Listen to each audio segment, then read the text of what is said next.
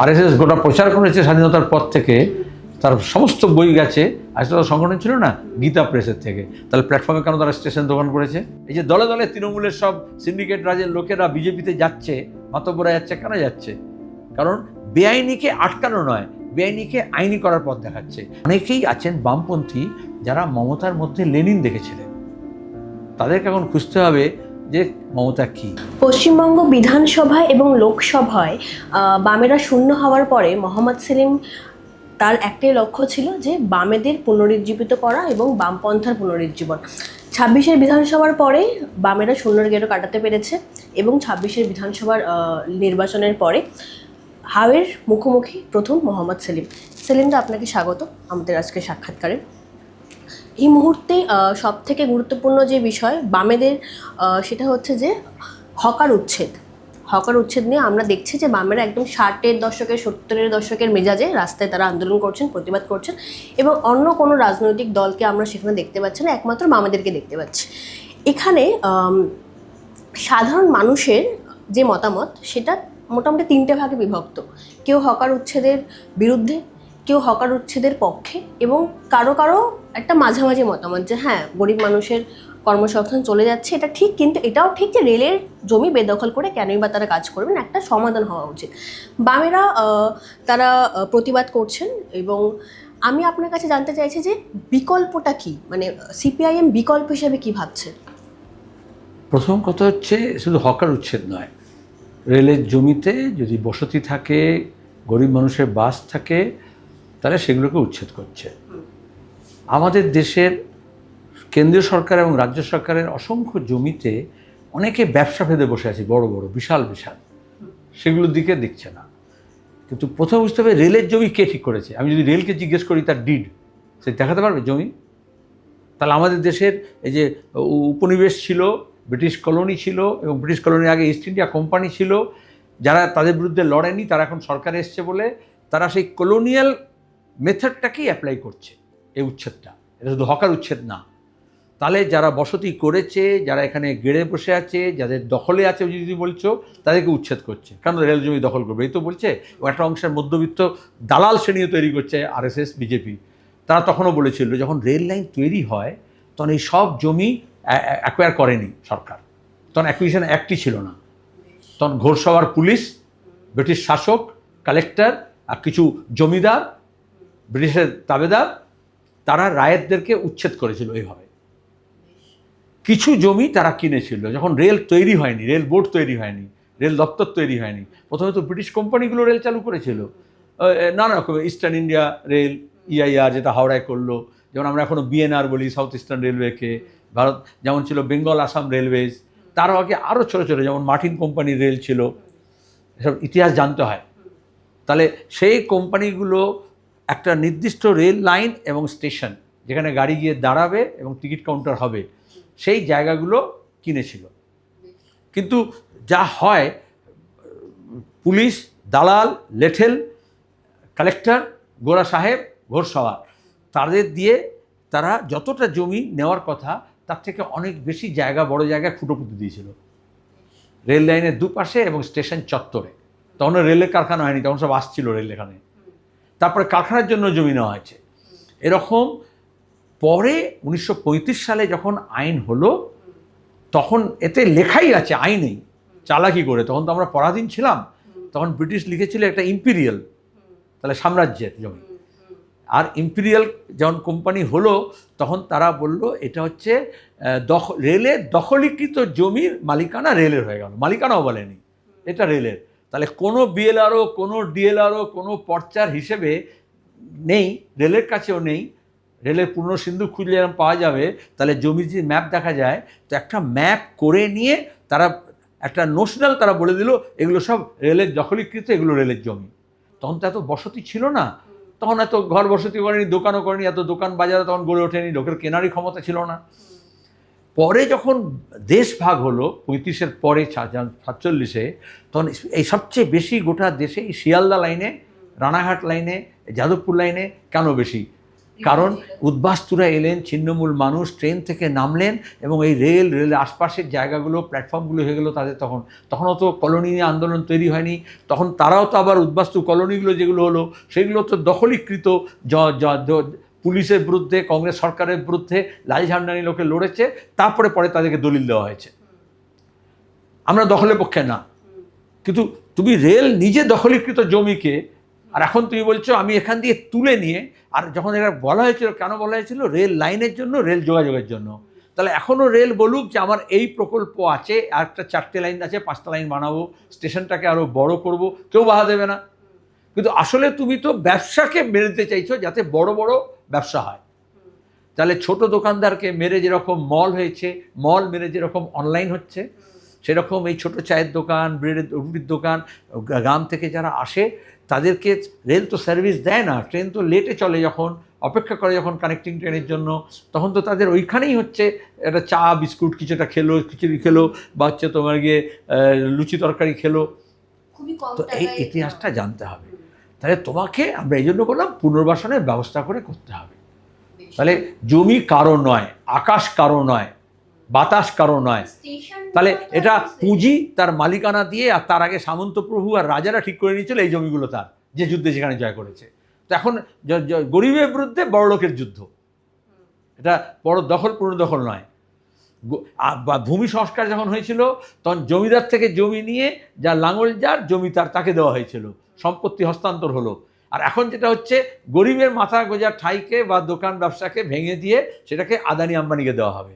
আর প্ল্যাটফর্মের দোকানের অসুবিধা হয়, তাহলে হুইলারের বুক স্টল ছিল আর গীতা প্রেস, RSS গোটা প্রচার করেছে স্বাধীনতার পর থেকে, তার সমস্ত বই গেছে, আসলে সংগঠন ছিল না গীতা প্রেসের থেকে। তাহলে প্ল্যাটফর্মে কেন তারা স্টেশন দোকান করেছে? হকার উচ্ছেদ নিয়ে বামেরা যেভাবে আন্দোলন করছেন, SIR নিয়ে তাদের কি ভূমিকা থাকবে? মানে এই যে যাদের নাম বাদ চলে গেছে তাদের নাম পুনরায় ভোটার তালিকায় আনার জন্য SIR নিয়ে এই মুহূর্তে 3টে মূল বিষয় নিয়ে আমরা আন্দোলন করছি। হকার উচ্ছেদ তো এসে গেল, এটা তো রিঅ্যাক্টিভ, যেহেতু তুই তার মাথার ছাদ তুলে কেড়ে নিচ্ছ, তার ব্যবসা কেড়ে নিচ্ছ, তাহলে। কিন্তু SIRটা হচ্ছে ভোটের অধিকার কেড়ে নেওয়া হয়েছে, এখন তার থেকে রেশনের অধিকার, বাসস্থানের অধিকার, জমির অধিকার সব কেড়ে নেওয়ার চেষ্টা করা হচ্ছে। তো সেই জন্য তার লড়াইটা চলছে, আইনের পথেও চলছে, ট্রাইব্যুনালের ক্ষেত্রে চলছে, হিয়ারিংয়ের সময় চলেছিল, এখন জমায়েত করে সর্বত্র দ্রুত ট্রাইব্যুনাল করে এগুলোর এই যে স্টিগমা আছে তার থেকে মুক্ত করতে হবে। আর ওই যে অমিত শাহের যে ডিটেক্ট, ডিলিট, ডিপোর্ট, এটা তার বিরুদ্ধে লড়াই, এটা একটা ফাসিস্ট প্রোগ্রামের বিরুদ্ধে লড়াই, আর সে জারি আছে। আর তৃতীয় হচ্ছে, যেভাবে জোর কা ঝটকা ধীরে সে লাগে কথা আছে না, গ্যাসের দাম, পেট্রোলিয়াম প্রোডাক্টের দাম, যে দাম বাড়ানো হচ্ছে, মূল্যবৃদ্ধি হচ্ছে, মুদ্রাস্ফীতি হচ্ছে, অর্থনৈতিক সংকট হচ্ছে, আর তারই প্রভাব যেটা লোকে কর্মহীন হচ্ছে, কারখানা বন্ধ হয়ে যাচ্ছে, jute mill, Naihati jute mill বন্ধ হয়ে গেছে। সুতরাং রোজগারের ব্যাপার, রুটি রুজির প্রশ্ন, সেটাকে নিয়ে, কৃষকের ফসলের দাম নিয়ে, এটা হচ্ছে শখে ফসল সংগ্রহ কমিয়ে দিচ্ছে লক্ষ্যমাত্রা, ধান কিনবে না বলছে, তাহলে পাট কিনবে না JCI, তার বিরুদ্ধে লড়াই। আমার এই প্রশ্নটা ছিল, আপনি আগে উত্তর দিয়ে দিলেন, এবং এটার সাথে যুক্ত হয়েছে যে উজ্জ্বলার যে ভর্তুকি ছিল সেটাও কমিয়ে দেওয়া হয়েছে, বছরে 4টে গ্যাস করে দেওয়া হয়েছে। এই যে এত মূল্যবৃদ্ধি হচ্ছে এবং দিন দিন আমরা দেখছি যে পেট্রোল ডিজেলের দাম বাড়ছে, এবং হয়তো এরপরে পশ্চিমবঙ্গে বিদ্যুতের খরচাও বাড়বে, এটা কেন হচ্ছে, আপনার কি মতামত? আসলে গোটা যখন উদারীকরণ হয়েছে, কংগ্রেস ছিল তখন সরকারে, তখনই আমরা বলছিলাম আমাদের একটা লো কস্ট ইকোনমি থেকে হাই কস্ট ইকোনমিতে আমরা যাচ্ছি, ডেভেলপমেন্টের মডেল বলে যা বলা হয়েছে। কিন্তু এই হাই কস্ট ইকোনমির না মানে, তুই যেখানে 2 টাকা বা 10 টাকার চা পাচ্ছিলে সেখানে তুই 20 টাকা বা 50 টাকার চা পাবে। তুমি যেখানে 5 টাকায় যাতায়াত করছিলে সেখানে তুমি 250 টাকায় যাতায়াত করবে, কিন্তু তোমার রোজগারটা সেটা বাড়ছে না। তোমাকে দেখাচ্ছে দুবাইতে, সিঙ্গাপুরে, আমেরিকারে হচ্ছে, আর ওখানে যে ডেভেলপমেন্টের যে স্তর আছে আর আমাদের ডেভেলপমেন্ট স্তর এক নয়। যে ওইখানে স্টেশনে যারা ইউজার্স যারা আসে, আর এখানে ভেন্ডার হয়ে যারা ক্যানিং লাইন থেকে আসে, লক্ষ্মীকান্তপুর থেকে আসে, তারা একই লোক, তাদের আয় কি ততটাই? তাহলে তারা স্টারবাকের কফি খাবে না বিয়ার পাবে গিয়ে বিয়ার খাবে? তারা তো সস্তায় চা বিস্কুট কিনবার চেষ্টা করবে। তাহলে এই যে লো কস্ট ইকোনমি থেকে হাই কস্ট ইকোনমি যেতে হয়, তাহলে তোমার সমাজ, তোমার শিক্ষা, তোমার ব্যবসা, তোমার আয়, তোমার রোজগার, তোমার কলকারখানা, তোমার টেকনোলজি সবেতে ডেভেলপমেন্ট করতে হয়। শুধু একটা ঝাঁ চকচকে মমতা যেরকম করেছিল, হাসপাতালে শুধু একটা গেট বানিয়ে দিল, তাহলে হাসপাতালে মানোন্নয়ন হয়ে গেল। এখানে তাহলে স্টেশন বিল্ডিংটা ভালো হয়ে যাবে, একটা শপিং মল হয়ে যাবে, তাহলে বোধ হয়ে যাবে। তাহলে ট্রেনটাকেও তো সেরকম উত্তর থেকে দক্ষিণে যেতে কত সময় লাগতো, এখন কত সময় লাগছে। কতটা নিরাপদে যাতায়াত করতে পারছে, কতটা দ্রুত যেতে পারছে, কত ঘন্টার মধ্যে সে ট্রেন পাচ্ছে, ডিলে হচ্ছে না। এবং সেখানে দাঁড়িয়ে আরও কোথায় কোথায় রেল যোগাযোগ নেই, সেটা রেল যোগাযোগটাকে বাড়ানো। রেলের কাজ এটা না, রেলের বাজারকে মলে পরিণত করা। যাদবপুরে হকার উচ্ছেদ নিয়ে আমি প্রশ্ন করেছিলাম আপনাকে, সেখান থেকে রিসেন্টলি যেটা মানে খুবই চর্চার বিষয় এসছে যে বিকাশ রঞ্জন ভট্টাচার্য তিনি অদিত্য মুন্সি এবং দেবরাজ চক্রবর্তীর হয়ে মামলা লড়ছেন। যাদবপুরে তিনি আপনাদের প্রার্থী ছিলেন। আমরা যাদবপুরে হকার উচ্ছেদ দেখেছি, সৃজন ভট্টাচার্যকে দেখেছি, ছাত্রনেতা। আমরা দেখেছি সুজন চক্রবর্তীকে। বিকাশ রঞ্জন ভট্টাচার্যকে ওখানে দেখা যায়নি এখন অবধি, মানে অ্যাটলিস্ট রাস্তায় দেখা যায়নি। আচ্ছা বেশ, এইটা নিয়ে এই যে উনি যে অদিত্য মুন্সি এবং দেবরাজ চক্রবর্তীর হয়ে লড়ছেন, তা নিয়ে কর্মী সমর্থকদের মধ্যে একটা এটা 4-5টা জিনিস একসঙ্গে নিয়ে গুলিয়ে নিলে হবে না। আর কর্মী সমর্থকদের সঙ্গে আমার সঙ্গে তো বেশি যোগাযোগ তোর থেকে। আমরা তো সব জায়গায় যাচ্ছি, মিটিং করছি, সাধারণ সভা করছি, কর্মী সভা করছি, কারণ ভোটের যে পর্যালোচনা করার জন্য এবং সংগঠনকে আবার জোরদার করার জন্য। সেখানে দাঁড়িয়ে এটা বুঝতে হবে, ফাসিস্টরা যখন এটা করে যে কোনো সিদ্ধান্ত, সে তো চোর ধরুক, আমাতে আপত্তি নেই, সে তোমার কি অভিষেককে ধরুক, তাতে আমার আপত্তি নেই। কিন্তু ওটা যেটা করছে একটা ভয়ের বাতাবরণ তৈরি করছে। আর সেখানে যখন তুমি কাউকে গ্রেপ্তার করছো, তখন তো আইনের ধারানি তো কচকচি থাকবেই। কারণ আমাদের দেশের এক, পুলিশ অশিক্ষিত, আইনটাই পড়ে না, আর 2 হচ্ছে দলদাস হয়ে যায়। যে দেবরাজকে তুলেছে যে পুলিশ, সেই এখন আবার শুভেন্দুর হয়ে তাকে কেস করবে। তো আমরা তো যে রথকে খুন করেছে, চন্দ্রশেখর রথকে, চন্দ্রনাথকে, তার আসামির হয়তো কেস করতে যাচ্ছে না, কারণ সেটা ক্রিমিনাল কেস একটা। কিন্তু তুমি যদি কাউকে ইউএপিএ লাগাও, প্রথম একেবারে 90-এর দশক থেকে দেখছি আরএসএসের গ্রোথটা হয়েছে এরকমভাবে, যে কোনো মৌলবাদী শক্তি তাই করে, যে কেউ যদি কাউকে ধরে নেয় পুলিশ, তাহলে বলে ওর হয়ে কেউ উকিল দাঁড়াবে না। আরে যে একদম অপরাধী, সে তো অপরাধের বিচার করছে না, কিন্তু ডিফেন্ডের উকিল থাকে কেন? আত্মপক্ষ সমর্থন করতে দেওয়া হয় কেন? তাহলে যাতে বিচারের কষ্টি পাথরে যথাযথ আইন প্রয়োগ করে যাতে সে শাস্তি পায়, এটা একটা কথা। আর 2 হচ্ছে, কালকে তুমি শুরু করেছো দেবরাজকে দিয়ে, কিন্তু কালকে তোমাকে যখন কোনো সাংবাদিককে ধরবে এবং ওইসব ধারা লাগাবে, মিথ্যা মামলা যখন করবে, দাঁড়াও। আর শুনে নাও, আদালতে যখন মামলা হয় তো মূলত তখন প্রিসিডেন্স হিসেবে আগের রেফারেন্স টানা হয়, আগের রায় কী হয়েছিল। তাহলে এটা প্রথম রাতেই বেড়াল কাটতে হয়। এবং সেখানে দাঁড়িয়ে প্রথমেই বলা হয়েছে যে না, এটা জামিন অযোগ্য নয়, এটা জামিন দেওয়া যায়। বোঝা গেছে? যাতে আমাদের এই তৃণমূল, এই দেবরাজরাই অসংখ্য এরকম মিথ্যা মামলা করেছে পুলিশকে দিয়ে, যেখানে অসংখ্য আমাদের কর্মীরা, অন্য বামপন্থী কর্মীরা, অন্য বিরোধীরা ভুক্তভোগী হয়েছে। সেই ট্র্যাডিশন যাতে সমানে না চলে, তুমি আইনের যথাযথ প্রয়োগ করো এবং বেআইনি কাজকে আটকাও। আমরা এখন বলে হকার উচ্ছেদ আটকাচ্ছে, আচ্ছা তুমি তো বুলডোজার শান্তিনিকেতনে পাঠাচ্ছ না? তুমি তো একটা চামড়ার ছোট কারখানায় লোকে, গরিব মানুষের কাজ করে, পুড়ে মরে গেছে, তাকে ক্ষতিপূরণ দেওয়ার বদলে সেখানে বুলডোজার পাঠাচ্ছ। তাহলে প্রয়োগটা তুমি দেখো। তো ওখানে নোটিশ পাঠাচ্ছ, আর তুমি জাভেদ খানকে বলছো যে সব বেআইনিগুলোকে তুমি আইনসম্মত করে নাও। এই বিজেপি গুজরাটে 2022-এ আইন নিয়ে এসছে, আগেও আইন ছিল, যেখানে যত ইললিগাল কনস্ট্রাকশন আছে তাকে লিগাল করার জন্য টাকা ফাইন দিয়ে, পেনাল্টি দিয়ে লিগালাইজ করে নাও। এবং তুমি লিখে নাও এ রাজ্য তাই করবে। এই যে দলে দলে তৃণমূলের সব সিন্ডিকেট রাজের লোকেরা বিজেপিতে যাচ্ছে, মাতব্বরা যাচ্ছে, কেন যাচ্ছে? কারণ বেআইনিকে আটকানো নয়, বেআইনিকে আইনি করার পথ দেখাচ্ছে। আর যেখানেই বেআইনি হবে সেখানে বিকাশ ভট্টাচার্যের মতো লোকেরা আওয়াজ তুলবে। ইন্ডিয়া অ্যালায়েন্সে বৈঠক হলো, আমরা দেখলাম সেখানে মমতা ব্যানার্জি, অভিষেক ব্যানার্জি উপস্থিত। অন্যদিকে টিএমসির 20 জন এমপি তারা এনডিএকে সমর্থন করার কথা বলছেন এবং তারা হয়তো এনডিএতে চলেও যাবেন। এইটা কি মানে এটা কিভাবে সম্ভব? এবং আচ্ছা, আমরা যখন আমাদের ছেলেপুলে বিজেপি বলে চিৎকার করছিল, আমরা যখন বলছিলাম গুদামটা একটাই, শোরুমটা আলাদা, তাহলে এখানে কী হলো? একটা শোরুম থেকে আরেকটা শোরুমে যাবে, কিন্তু এনডিএর গুদামেই ছিল। তাহলে তো ভোট হয়নি। এখন অ্যাসেম্বলিতে না হয় এরা বলবে যে কি হবে, সরকার পরিবর্তন হয়েছে, তো ওখানে তো বিল পাস করাতে হবে, এনডিএকে সংবিধান সংশোধন করতে হবে, একটা ফাসিস্ট রাষ্ট্র তৈরি করতে হবে। তার জন্য এদের দরকার। তার জন্য মমতা ব্যানার্জি এমন লোককে এমপি করে রেখেছেন, পুষে বড় করেছেন, যারা রাতারাতি মমতার পেছনে থাকতে পারে, আবার অমিত শাহর পেছনে গিয়ে দাঁড়াতে পারে। জাতীয় রাজনীতিতে টিএমসির প্রাসঙ্গিকতা কতটা বলে আপনার মনে হয় এই মুহূর্তে দাঁড়িয়ে তৃণমূলের? কেউ প্রাসঙ্গিকতা আলোচনা করছে, তুমি ওটা প্রাসঙ্গিক করে তুলছো কেন? এখন ক প্রকারের তৃণমূল সেটা প্রশ্ন করো। ইন্ডিয়া ব্লকের যে বৈঠক হলো, আমরা সেখানে দেখেছি যে ডিএমকে এবং আপ অলরেডি সেখান থেকে তারা বেরিয়ে গিয়েছে। কেরালাতে পিনারাই বিজয়নের বাড়িতে ইডি রেড করেছে। সেখানে আমরা দেখেছি যে কংগ্রেসের সাথে সিপিএমের যে সম্পর্ক সেটা আদায় কাজ করে। কখনো ভোটের আগে কংগ্রেস বলছে যে বিজেপির সাথে সিপিএমের আতাত আছে, আবার ভোটের পরে যখন ইডি রেড হচ্ছে তখন সিপিএম বলছে যে বিজেপির সাথে কংগ্রেসের আতাত রয়েছে। এরকম একটা জায়গা থেকে আমরা তারপরে আবার দেখলাম যে সোনিয়া গান্ধীর সাথে মমতা বন্দ্যোপাধ্যায় তারা কার্যত একে অপরকে কোলাকুলি করছেন। সেখানে দাঁড়িয়ে ইন্ডিয়া জোটের ভবিষ্যৎ কী এবং সিপিআইএম কী ভাবছে? আমি আদার ব্যাপারী, কাঁচকলা বিক্রি করি না, জাহাজেরও খবর রাখি না। আমি পশ্চিমবঙ্গে রাজনীতি করি। এখানে তুমি বলতে পারো পশ্চিমবঙ্গের কংগ্রেসের সঙ্গে আমাদের সম্পর্ক কী।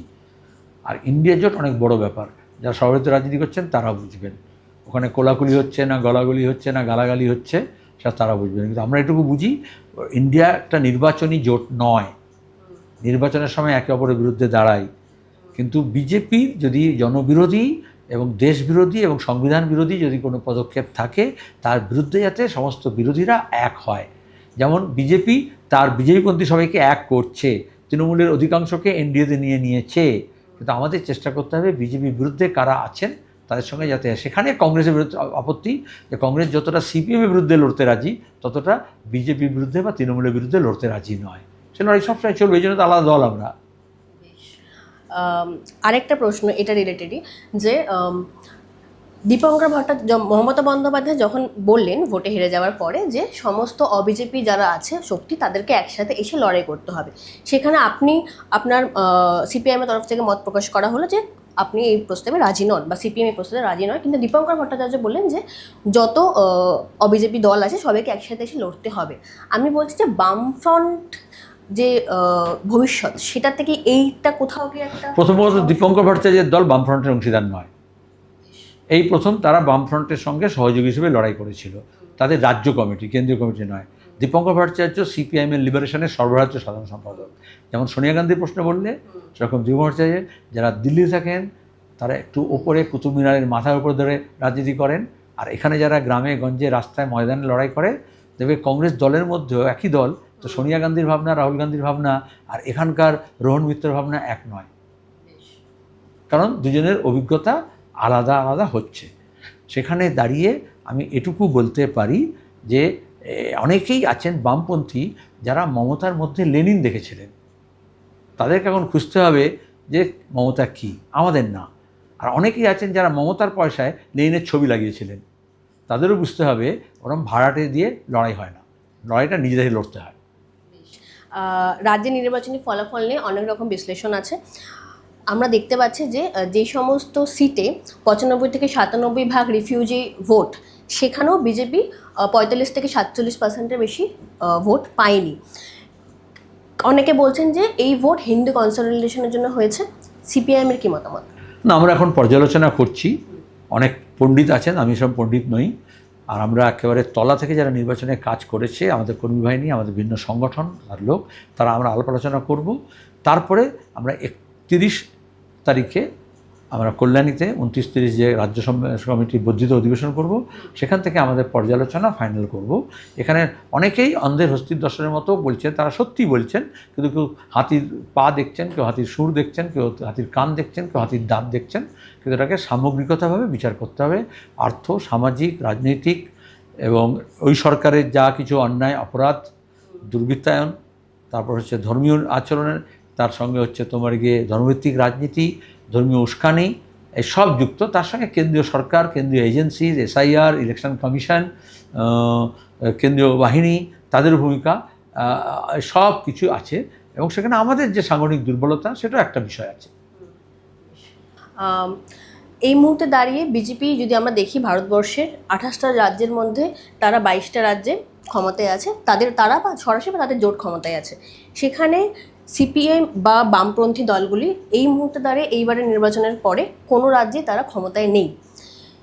বিজেপি বা আরএসএস বলছে যে রাষ্ট্রবাদ প্রথমত আপনার কাছে প্রশ্ন থাকবে রাষ্ট্রবাদ বলতে কি বোঝায় এবং এর বিকল্প সিপিএম কিভাবে দেবে, এবং এই যে এত বড় বিজেপির প্রায় আরব সাগর থেকে বে অফ বেঙ্গল অবধি তাদের যে এই বিপুল ভোটে জয় হয়ে তারা বিভিন্ন রাজ্যে এসছে ক্ষমতা, সেটাকে আপনারা কিভাবে মোকাবিলা করবেন?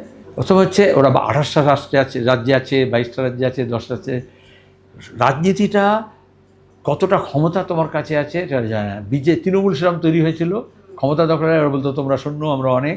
তাও দেখা গেল কিরকম হুড়মুড় করে, আমি বললাম এই গরমে বরফের থেকেও তাড়াতাড়ি গলে যাবে, বলেছিলাম না নির্বাচনের ফলাফলের পরেই। কিন্তু বরফ গললেও ওটা জল হয়ে যায়। এবার বিজেপি পাত্তে যাবে না, কংগ্রেসের পাত্তে যাবে না, মাওবাদীর পাত্তে যাবে বা মুসলিম লীগের পাত্তে যাবে, সেটা তারা ঠিক করবে। কিন্তু ফিজিক্সে কী হয়, একটা থেকে আরেকটা আকার ধারণ করে, এবং এরা কী হয় নিজের সুবিধা মতো তখন এই রাজনৈতিক ভাষ্য তৈরি করে। এখন এরা তাহলে বহু ভীষণ রাষ্ট্রবাদী হয়ে যাবে, তখন ছিল দুর্নীতিবাজ বা তা হচ্ছে তোলাবাজ, তাহলে তুই তারপর থেকে বলবি এই যে রাষ্ট্রবাদী নেতা এরা বলছেন।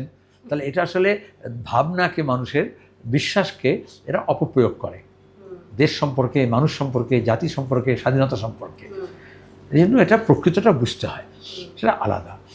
দ্বিতীয় কথা হচ্ছে যে বিশ্বের বিভিন্ন দেশে কমিউনিস্টরা আছে, সব জায়গায় ক্ষমতায় আছে, বেশি জায়গায় তো নেই। এমন অনেক দেশ আছে যেখানে কোনোদিন ক্ষমতায় আসেনি, কোনোদিন ক্ষমতায় আসতেও পারবে না। আচ্ছা, সিপিএম এখানে 34 বছর সরকারে ছিল বামফ্রন্টের নামে, কিন্তু তারপরে যখন নেই, তাও তো দলটা আছে, আন্দোলনটা আছে, সংগ্রামটা আছে, এই জন্যই তারা মাঠে মাঠে লড়াই করছে। কারণ রাজনীতিটা দরকার, আদর্শ দরকার। সেটা বাদ দিয়ে শুধু ক্ষমতার জন্য যদি হয়, তাহলে রাহাত ইন্দোরির একটা উর্দু শায়রি ছিল, সবাই মারা গেছেন, এটা মনে রাখতে হবে। তাকে বলে, আজ जो साहिब मसनद है कल वो नहीं रहेंगे। বাংলায় মসনদ তো ব্যবহার করা হয়, সাহিবে মসনদ মানে আজকে যে সিংহাসনে অধিষ্ঠিত আছে, হ্যাঁ, সে কাল থাকবে না। গণতন্ত্র মানে তাই, আজ जो साहिब मसनद है कल वो नहीं रहेंगे। अरे हम सब किराएदार हैं, कोई मालिक मकान थोड़ी हैं। তাহলে রাজনীতির বুঝতে হবে, বিজেপিকেও বুঝতে হবে, তৃণমূল এখন আরেকটা বোঝা উচিত যে তারা হচ্ছে ভাড়াটে। কেউই এমএলএ, এমপি, মন্ত্রী, প্রধানমন্ত্রী, মুখ্যমন্ত্রী মালিক নন। স্বৈরতন্ত্র তখন মাথায় চাড়া দিয়ে ওঠে, ক্ষমতা তখন মাথার উপর উঠে যায় যখন সে মনে করে আমি মালিক। সে আর খুব বেশি হলে ম্যানেজার হতে পারে, সে মালিক নয়। তাকে যে জিনিসগুলো চলছে তাকে ভালো করে ম্যানেজ করতে হবে। কিন্তু সে যদি মালিকানা নিয়ে নেয়, তখন সেটা ধ্বংস হয়ে যায়, সেই দলটা ধ্বংস হয়ে যায় এবং দেশটা ধ্বংসের পথে চলে যায়। এই জন্য আমরা স্বৈরতন্ত্রের বিরুদ্ধে, এই জন্য ফাঁসিবাদের বিরুদ্ধে, এই জন্য সাম্রাজ্যের বিরুদ্ধে, এই জন্য আধিপত্যবাদের বিরুদ্ধে, এই জন্যই ব্রিটিশ সাম্রাজ্যবাদের বিরুদ্ধে আমরা লড়েছিলাম। আর আরএসএস এই জন্য লড়েনি, কারণ তারা ওকে মালিক মনে করেছিল। আমরা বলেছিলাম না, ওরা এসে দখলদার। আমার শেষ প্রশ্ন, সম্প্রতি আমরা দেখতে পেয়েছি যে ককরোচ জনতা পার্টি তারা চর্চায় এসছে, সোশ্যাল মিডিয়া থেকে রাতারাতি একটি দল গঠিত হয়েছে, মানে সোশ্যাল মিডিয়াতে দলটি গঠিত হচ্ছে, এবং রিসেন্টলি তারা যন্তর মন্তরে তাদের বিক্ষোভ কর্মসূচি প্রথমবারের জন্য তারা মাঠে ময়দানে এসে করেছে। ককরোচ জনতা পার্টি নিয়ে অনেকেরই অনেক রকম মতামত আসছে। আমি যদি বলি, কংগ্রেস বলছে যে এটা বিজেপিরই একটি চাল এবং তাদেরই ব্যাকআপ করা একটি দল, যারা কিনা এই যে বিভিন্ন রকম ইস্যু রয়েছে, পেপার লিক, পরীক্ষা না হওয়া, এবং প্রচুর ছাত্রছাত্রীরা আমরা দেখি তারা আত্মহত্যাও করেছে নিটের পেপার লিকের পরে। তো বিজেপি, কংগ্রেসের তরফ থেকে বলা হচ্ছে যে এই যে বিভিন্ন বিরোধী দল, যারা ধরুন কংগ্রেস এবং অন্যান্য বিরোধী দল, তারা এই আন্দোলন করছিল অলরেডি, কিন্তু ককরোচ জনতা পার্টি আসার পরে ফোকাসটা ককরোচ জনতা পার্টির উপর চলে গেছে এবং বিরোধীরা যে আন্দোলন করছে সেখান থেকে শিফট হয়ে গেছে। আপনার কি মনে হয়? আমরা দেখেছি যে যন্তর মন্তরে বাম ছাত্র সংগঠন যারা দিল্লিতে আছে তারা সেখানে গেছিল। পশ্চিমবঙ্গ সিপিএম কি মনে করছে? এই সাবধান তুই আরশোলা দেখ পায়ের কাছে, আরশোলাকে শুধু মেয়েরা ভয় পেত আমি জানতাম, এখন দেখছি অনেকেই ভয় পায়। এখন দেখছি অনেকেই ভয় পায়। হ্যাঁ, তাহলে প্রথমত এখন এটা পলিটিক্যাল পার্টি হিসেবে প্রকাশ করেনি। তাহলে একটা পলিটিক্যাল পার্টি হিসেবে যখন রূপ গ্রহণ করবে, তার কর্মসূচি থাকবে নির্দিষ্ট। বারবার বলি, আমরা সবার ক্ষেত্রে তাই বলি, তার লক্ষ্য ঠিক হবে, তার মতাদর্শ কী আছে, সে কার হয়ে কথা বলছে, গরিব মানুষের না মধ্যবিত্তের না শাসক শ্রেণীর না শোষকের না শাসিতের, সেটা দেখে তখন আমাদের ভূমিকা ঠিক হয়। দুই হচ্ছে আমাদের কেন্দ্রীয় কমিটি একরকম সিদ্ধান্ত নেবে, রাজ্য কমিটি আরেকটা সিদ্ধান্ত নেবে পশ্চিমবঙ্গে, সেটা নয়। এটা সবচেয়ে গুরুত্বপূর্ণ হচ্ছে যে ঘরপোড়া গরু সিঁদুরে মেঘ দেখলে ডরায় তো। তাই আমরা যদি 50 বছরের রাজনীতির ইতিহাস দেখি আমাদের দেশের, তাহলে দিল্লিতে বা উত্তর ভারতে কোনো একটা সংগঠিত রাজনৈতিক দল যদি পেছনে না থাকে বা কোনো বিশাল কর্পোরেট সেক্টর যদি স্পন্সর না করে, তাহলে কিন্তু দিল্লিতে বা উত্তর ভারতে এরকম হই হই করা ছাড়া যাওয়ানো কিছু হয় না। আমি ইন্ডিয়া এগেনস্ট করাপশন দেখেছি আন্না হাজারের, কীভাবে সেটা স্পন্সর ছিল কাদের দ্বারা। আমি মন্ডল কমিশনের সময় দেখেছি অ্যান্টি মন্ডল মুভমেন্ট, আমরা বাবরি মসজিদ এবং রাম জন্মভূমির সময় দেখেছি, উভয় দিকেই। তাহলে মূলত দল হিসেবে তখন কংগ্রেস বা বিজেপি বা আরএসএস, সে যদি পেছনে না থাকে তাহলে হই হই করে এটা হয় না। কিন্তু এখন সোশ্যাল মিডিয়ার যুগ হয়েছে, ইনস্টাগ্রাম আছে এবং তার সঙ্গে দাঁড়িয়ে জেন জি আছে।